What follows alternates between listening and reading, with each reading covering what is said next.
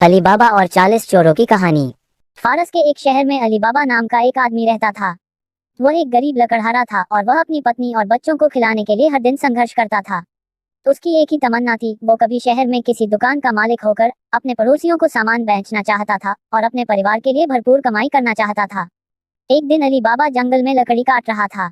उसने घोड़ों की एक टुकड़ी पर कई लोगों को आते हुए देखा। अली बाबा को वे आदमी डाकू लगे, इसलिए वो एक पेड़ पर चढ़कर छिप गया। अली बाबा ने 40 लोगों को गिना। उसने सोचा कि क्या यह उन्हीं 40 चोरों की टोली थी जिसके बारे में उसने इतना सुना था। पूरे फारस में लोग उन खूंखार लुटेरों से डरते थे। चोरों का नेता अपने घोड़े से उतरकर झाड़ी के पास एक बड़ी चट्टान की दीवार के पास गया। उस शक्तिशाली व्यक्ति ने अपना मुंह दीवार के सामने किया। फिर अली बाबा ने उसे स्पष्ट चिल्लाते हुए सुना, खुल जा सिमसिम। तब चट्टान में एक दरवाजा खुला। वो दरवाजा एक गुप्त गुफा में जाता था। चोरों के नेता ने अंदर कदम रखा और फिर दूसरे लुटेरे भी उसके पीछे पीछे गए। अली बाबा तब तक इंतजार करता रहा जब तक चोर गुफा से बाहर नहीं आए। फिर चोरों के नेता ने कहा, बंद सिमसिम, और दरवाजा बंद हो गया। उसके बाद चोर वहां से चले गए। जब चोरों के चले जाने का उसे पक्का यकीन हो गया तब अली बाबा चट्टान की ओर बढ़ा और चिल्लाया, खुल जा सिमसिम, और फिर उनके लिए भी दरवाजा बिल्कुल उसी चमत्कारी रूप से खुला जैसे वो चोरों के कप्तान के लिए खुला था। अली बाबा दहलीज से गुजरने के बाद एक बड़े कमरे में पहुंचे जिसका चप्पा चप्पा कीमती सामानों से भरा हुआ था। वहां सोने, चांदी और गहनों का इतना बड़ा भंडार था कि अली बाबा की आंखें उनकी चमक से चौंधा गईं। उन्हें डर था कि कहीं लुटेरे जल्द ही वापस न लौट आएं। फिर अली बाबा ने जल्दी से उतना सोना इकट्ठा किया जितना वो ले जा सकते थे। बाहर निकलने के बाद अली बाबा ने जल्दबाजी में कहा, बंद सिमसिम, और फिर गुफा का दरवाजा बंद हो गया। अली बाबा ने ध्यान नहीं दिया पर गुप्त द्वार को ढकने वाली झाड़ी के पास उनकी जेब से एक सोने का सिक्का गिर गया। अली बाबा खुशनसीब थे कि चोरों का उस दिन, उसके अगले दिन और फिर कई दिनों और हफ्तों तक उस सिक्के की तरफ ध्यान ही नहीं गया। फिर एक दिन सूरज की रोशनी में चोरों के नेता ने सिक्के को झिलमिलाते हुए देखा। उसे बहुत गुस्सा आया। तुम लोगों ने इसे यहाँ कैसे गिरा दिया? इससे हमारे छिपने की जगह उजागर होने का खतरा है, सरगना अपने 39 लुटेरों पर चिल्लाया। लेकिन महाशय, चोरों ने कहा, हम ऐसी गंभीर गलती की सजा अच्छी तरह जानते हैं।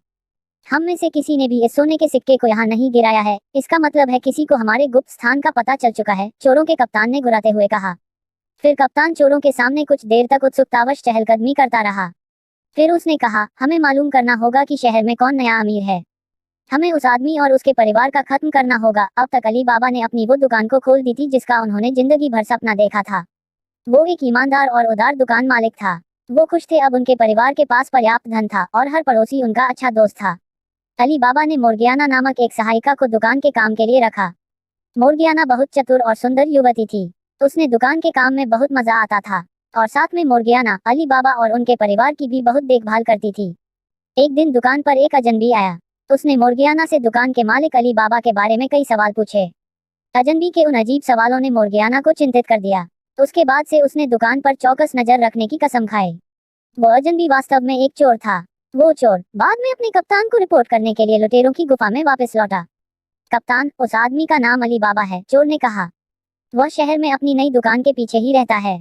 कुछ हफ्ते पहले तक वो एक गरीब लकड़हारा था। रात में वहां वापस जाकर देखो, कप्तान ने आदेश दिया। इस सफेद चाक से उसके घर पर निशान लगाना। बाद में मैं 20 लोगों के साथ उस घर जाऊंगा और उसे खत्म कर दूंगा जैसा कि उसे बताया गया था। चोर अली बाबा के घर पर निशान लगाने के लिए अंधेरे में गया। उसे क्या पता था कि होशियार मोर्गियाना ने उसे पहले ही देख लिया था।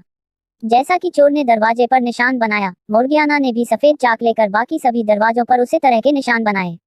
तो उस रात जब कप्तान अपने 20 चोरों के साथ वहां पहुंचा तो उसने हर दरवाजे पर वही निशान लगा पाया।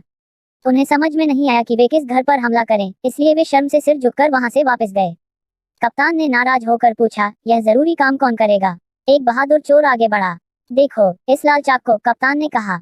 तुम दरवाजे पर निशान लगाना और फिर मैं 30 चोरों के साथ अली बाबा के घर पर धावा बोलूंगा। चोर को जैसा बताया गया था उसने बिल्कुल वैसा किया, लेकिन फिर से मोर्गियाना ने कप्तान और उसके 30 चोरों पर अपनी चाल चली। फिर कप्तान ने अली बाबा के खिलाफ अपनी सारी शक्ति का उपयोग करने का फैसला किया। उसने 40 चोरों को एक साथ इकट्ठा किया और एक योजना बनाई। कप्तान खुद एक तेल व्यापारी के रूप में अली बाबा की दुकान पर जाएगा। उसके पास 39 खच्चरों की एक टोली होगी। हर एक खच्चर पर एक बैरल लदा होगा। चोर बैरल के अंदर छिपे होंगे और अपने कप्तान के इशारे का इंतजार करेंगे। यह एक बड़ी शानदार योजना थी। उस शाम चोर अली बाबा की दुकान पर पहुंचे। मैं कल बाजार में बेचने के लिए कुछ तेल लाया हूँ, कप्तान ने झूठ बोला।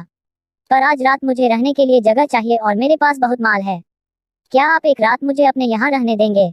अली बाबा हमेशा से उदार थे। बेशक आप यहाँ रह सकते हैं, उन्होंने जवाब दिया। माल को आप पीछे यार्ड में रख दें, वहाँ खच्चरों के लिए घास भी है।